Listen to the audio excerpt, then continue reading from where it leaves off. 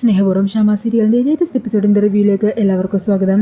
അങ്ങനെ രാധിക കാറിന് പോയിക്കൊണ്ടിരിക്കുമ്പോൾ ഡ്രൈവറോട് ചോദിക്കണേ, ചേട്ടാ കുറച്ചൊന്ന് വേഗത്തിൽ പോകാമോ? അതിനെന്താ, പോകാമല്ലോ. അങ്ങനെ അയാൾ കുറച്ച് വേഗം തന്നെ വണ്ടി വിടുവാണ്. പെട്ടെന്നൊരു സ്ഥലത്ത് വെച്ച് വണ്ടി നിൽക്കുവാണ് കേട്ടോ. അന്നേരം രാധിക ചോദിക്കണേ, എന്തു പറ്റി? എന്താ ചേട്ടാ? അറിയില്ല, ഞാനൊന്ന് നോക്കട്ടെ. വണ്ടിക്ക് എന്തോ ഒരു ചെറിയ മിസ്സിങ്. ഇപ്പം ശരിയാവും, ഞാൻ നോക്കാം. അന്നേരം രാധിക ചോദിക്കണേ, അയ്യോ ചേട്ടാ, വേറെ വണ്ടി പിടിച്ച് പോകേണ്ടി വരുമോ? ഷമ മാഡം ഫംഗ്ഷൻ കഴിഞ്ഞാൽ പെട്ടെന്ന് തന്നെ പോകും, അതിനുമുമ്പ് എനിക്ക് ചെന്ന് കാണണം. അന്നേരം അയാൾ പറയണേ, കംപ്ലൈൻറ്റ് എന്താണെന്ന് മനസ്സിലായി, ഇപ്പം ശരിയാകും. പിന്നീട് കാണിക്കുന്നത് ഫംഗ്ഷനൊക്കെ കഴിഞ്ഞ് ശ്യാമ അവിടെയുള്ള കമ്മിറ്റി അംഗങ്ങളോടും മറ്റാൾക്കാരോടൊക്കെ യാത്ര പറഞ്ഞ് അവിടെ നിന്ന് ഇറങ്ങാൻ നിൽക്കുന്നതാണ്. ഈ സമയം ശ്യാമ പറയണേ, ഇനി അടുത്ത തവണ ഇങ്ങോട്ടേക്ക് വരുമ്പോൾ എന്താണെങ്കിലും ഇപ്പം അധികം നേരം നിൽക്കാത്തതിൻ്റെ പരിഭവമൊക്കെ മാറ്റിക്കോളാം. എന്നാൽ ശരി, ഇറങ്ങട്ടെ എന്നും പറഞ്ഞ് അവരോടെല്ലാവരോടും യാത്രയൊക്കെ പറഞ്ഞ് ശ്യാമ അവിടെ നിന്നും കാറിൽ കയറി. കാറും എടുത്ത് പോയതിൻ്റെ തൊട്ട് പിന്നാലെ തന്നെയാണ് കേട്ടോ രാധിക കാറിൽ അവിടെ എത്തുന്നത്. അങ്ങനെ കാറിൽ നിന്നിറങ്ങി ഓടിച്ചെല്ലുന്നത് അവിടെയുള്ള ഒരു ഓർഗനൈസറിൻ്റെ അടുത്തേക്കാ. സാർ, ഷമ മാഡം വന്നിട്ടുണ്ടോ? കുട്ടി എന്തായി ചോദിക്കുന്നത്. ഷമ മാഡം വരികയും ചെയ്തു, ഫംഗ്ഷൻ കഴിഞ്ഞ് ഇപ്പം ഇവിടെ നിന്ന് ഇറങ്ങിയതേ ഉള്ളൂ. അയ്യോ, ഷമ മാഡം പോയോ? ആ അതെ, പോയല്ലോ. എങ്ങോട്ടാ ഷമ മാഡം പോയെന്നറിയോ? എനിക്ക് അത്യാവശ്യമായിട്ട് മേഡത്തെ കാണേണ്ട ഒരു ആവശ്യം ഉണ്ടായിരുന്നു. അന്നേരം അവിടെ സംസാരിച്ചുകൊണ്ടിരുന്ന 2-3 സംഘടകരുണ്ട്. അവരോട് ചോദിക്കണേ, അല്ല ഷമ മാഡം എവിടെയൊക്കെ പോകുന്നതെന്നറിയോ?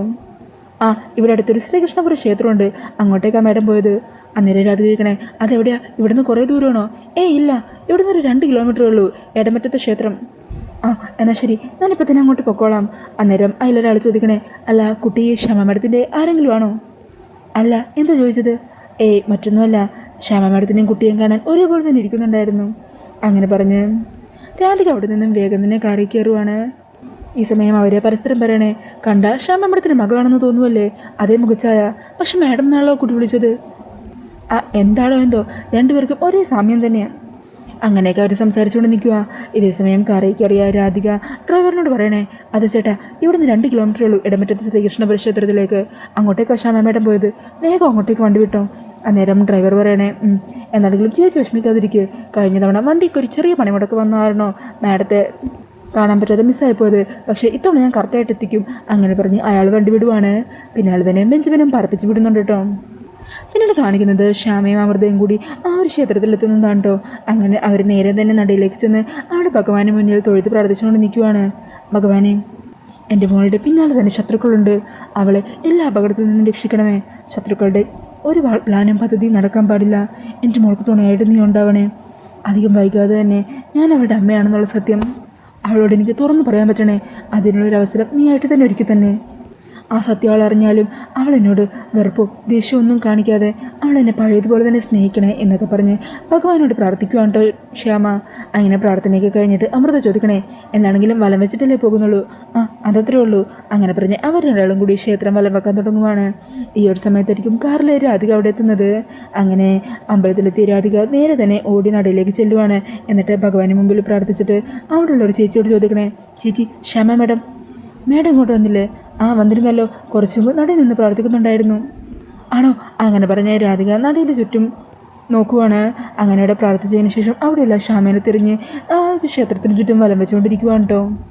ഈ സമയം ശ്യാമയും വലം വെക്കുന്നതിൻ്റെ ഇടയിൽ ഓരോ സ്ഥലത്ത് നിന്ന് പ്രാർത്ഥിക്കുകയും അവിടെ കാണുന്ന ചിലരോടൊക്കെ സംസാരിച്ച് അങ്ങനെ പ്രദക്ഷിണം ചെയ്തുകൊണ്ടിരിക്കുവാണ്.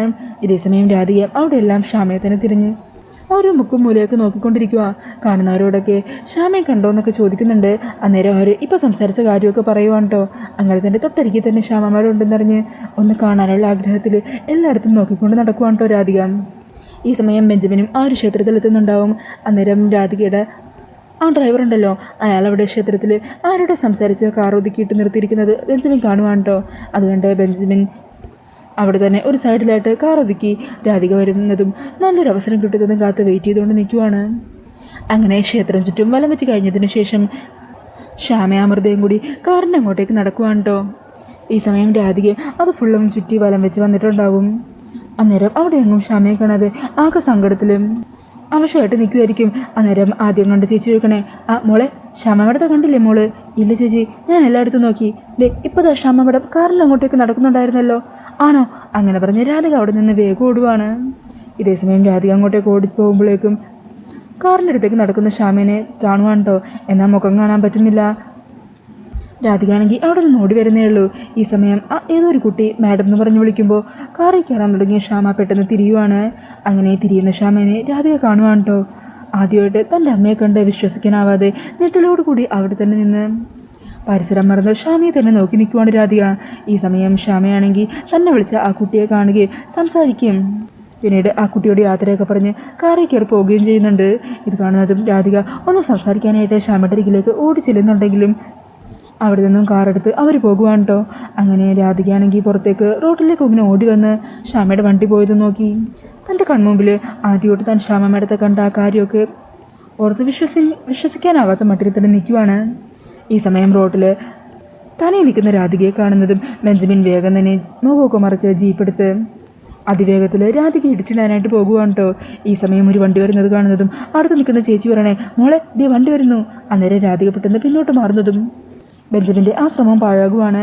ഈ സമയം ആൾക്കാരെ കോടിക്കൊടുക, എന്താടാ നീ കാണിക്കുന്നത്? എന്നാൽ ബെഞ്ചമിനാണെങ്കിൽ വീണ്ടും വണ്ടി ബാക്കിലേക്ക് എടുത്ത് രാധികയെ ഉപദ്രവിക്കാൻ വരുന്നുണ്ട്. പക്ഷെ നാട്ടുകാരെല്ലാവരും ഓടി വരുന്നത് കാണുന്നതും ബെഞ്ചമിൻ വേഗം തന്നെ ജീപ്പെടുത്ത് അവിടെ വിട്ടു പോകാൻ ശ്രമിക്കുവാണ്. ഈ സമയം ആൾക്കാർ കുറച്ചു നേരം ജീപ്പിൻ്റെ പിന്നാലെ ഓടുന്നുണ്ട് കേട്ടോ. അന്നേരം രാധികയെ പിടിച്ചു മാറ്റി ആ ചേച്ചിമാരെല്ലാവരും കൂടി ഓടി വരുമോ. എന്താ മോളെ, എന്താ പറ്റിയത്? കണ്ടില്ലേ അവൻ കാണിച്ചത്? മനഃപൂർവ്വം മോളെ കൊല്ലാൻ നോക്കിയിരിക്കുന്നു. വല്ല കള്ളോ കഞ്ചാവോ ഒക്കെ ആയിരിക്കും. ഇപ്പം എല്ലാവന്മാരും കണക്കാണല്ലോ. മോളെന്താ അത് ശ്രദ്ധിക്കാഞ്ഞത്?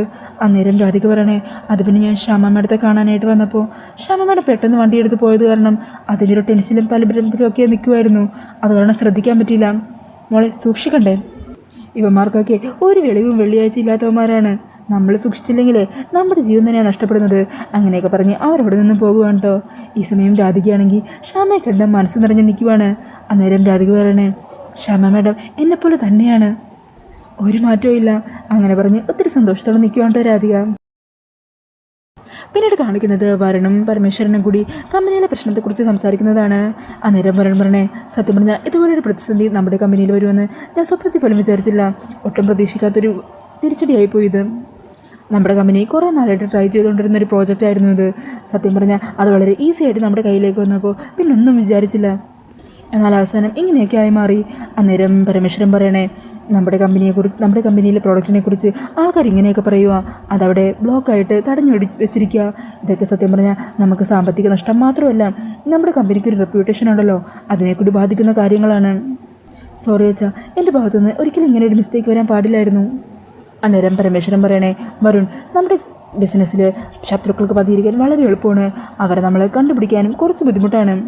അല്ല, കമ്പനിയിലിപ്പോൾ പുതിയതായിട്ടൊരു മാനേജർ വന്നിട്ടില്ലേ, അയാളെങ്ങനെയാണ് വിശ്വസിക്കാൻ പറ്റുന്ന ആളാണോ?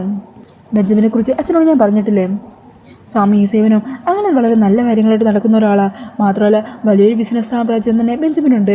പക്ഷേ അതൊന്നും വേണ്ടാന്ന് വെച്ച് അയാൾക്ക് ഇഷ്ടപ്പെട്ട അയാളുടെ കാര്യങ്ങൾ മാത്രം നോക്കി നടത്തുന്ന ഒരാളാണ്. അതുകൊണ്ട് അയാളെ വിശ്വസിക്കാം. ബെഞ്ചമിന ഇതിൻ്റെ കാര്യങ്ങളെല്ലാം മുമ്പിൽ നിന്ന് തന്നെ നടത്തി ചെയ്യാൻ ശ്രമിച്ചത്. ഈ സമയം പരമേശ്വരൻ പറയണേ, നമ്മുടെ കമ്പനീനെ ബാധിച്ചിരിക്കുന്ന ഈ പ്രതിസന്ധി എന്താണെങ്കിലും നമുക്ക് മറികടന്നേ പറ്റുള്ളൂ. പിന്നെ ആരെയാണെങ്കിലും കണ്ണടച്ച് വിശ്വസിക്കുകയൊന്നും വേണ്ട. അതിനിപ്പോൾ ബെഞ്ചമിനാണെങ്കിലും ശരി. പരമേശ്വരൻ്റെ ആ വാക്കുകളൊക്കെ കേട്ട് ആ കാര്യങ്ങളെക്കുറിച്ച് ആലോചിച്ച് നിൽക്കുന്ന വരനെ കാണിച്ചുകൊണ്ടാണ് കേട്ടോ എപ്പിസോഡ് തീരുന്നത്. ഈ ഒരു റിവ്യൂ ഇഷ്ടമായിട്ടുണ്ടെങ്കിൽ മറക്കാതെ വീഡിയോ ഒന്ന് ലൈക്ക് ചെയ്യണേ. ഇതുപോലുള്ള കൂടുതൽ റിവ്യൂസിനായിട്ട് ഈ ചാനലൊന്ന് സബ്സ്ക്രൈബ് ചെയ്തും കൂടി സപ്പോർട്ട് ചെയ്യണേ. താങ്ക്